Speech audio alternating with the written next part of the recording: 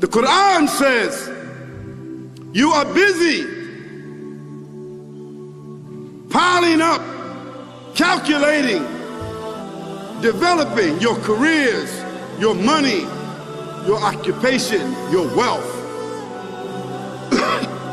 until you visit the graves. Think about it. When was the last time that you went to a funeral? Was it your mother? Was it your father? Was it your grandfather? Was it your uncle? Was it your cousin? Was it your friend? Was it your wife? Was it your husband?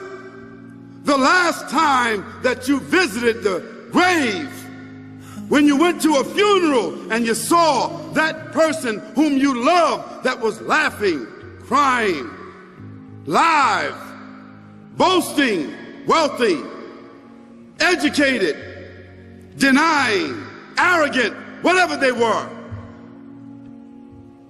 What was the demeanor of the people when you walked in that funeral home? When that person was stretched out in their last suit? What was the demeanor? Were the people cracking jokes? Were they dancing? Were they clapping and singing songs? No. Silence. Melancholy. Trauma. Why? Because every person that walked in that room, seeing that person stretched out, the first thing they thought about was not the person. The first thing they thought about was that one day this will be me. So Allah said, Alhaakumut takathur. All of us, all of you are engaged in running your mouths, doing your business, multiplying, buying houses, cars, business, whatever you're doing. And when you're told about God, religion, life, morality, you're saying, look, I ain't got no time for that. I ain't got no time for that. I don't want to hear that. I don't even believe in God. Matter of fact, I don't even know if I'm going to die, and if I do, maybe I'm coming back again. As a matter of fact, science is so sophisticated that I think really that they're on the verge of being able to solve the whole thing of death soon. We ain't got to die. If we got enough money, we don't even have to die.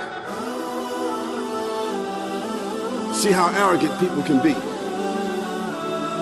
until they visit the funeral house. And then after you go to the funeral house, if you got the guts, if you're able to do so, you go to the grave. And now this is another scenario. And you say to yourself, is that it? I mean, 50, 60 years, scraping, struggling, scheming, lying, stealing, fornicating, jumping up and down, begging, working, and this is the end of it? I mean, is this what's going to happen to me? Are they going to be dropping me into a hole in the ground? A hole in the ground, the same hole that a cat digs after it defecates. Just a little deeper. You started out in the womb of your mother, and you wind up in the womb of the earth called the tomb. From the womb to the tomb. This is the whole trip. And this is what you have to think about. That grave is going to be a place of drama and trauma. A place where you're going to be questioned before you're resurrected. And brothers and sisters, do you think that human beings that have the ability to take a piece of earth, dig it up, irrigate it, put down seeds, plant corn, whatever the case might be. The corn comes up, they harvest the corn. Then after that, what happens? They cut it down, dig it up again, put new seeds in there, and what happens after that? Comes back up again. What happens in the winter? All the leaves fall off the trees and the earth goes dead. And what happens in the springtime? The water comes, generates the earth again, germinates all over again, new grass, new leaves, new flowers, new fruits. So Allah says, and a sign for them is the dead earth. After that, we give it life. And then you eat the fruits from that. So Allah says, the one who gave you life in the beginning, is he not able to give you life all over again in order to judge you?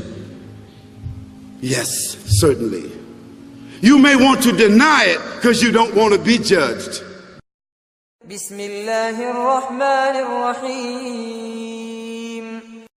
Kullu man 'alayha fan wa yabqa wajhu rabbika dhul jalali wal ikram.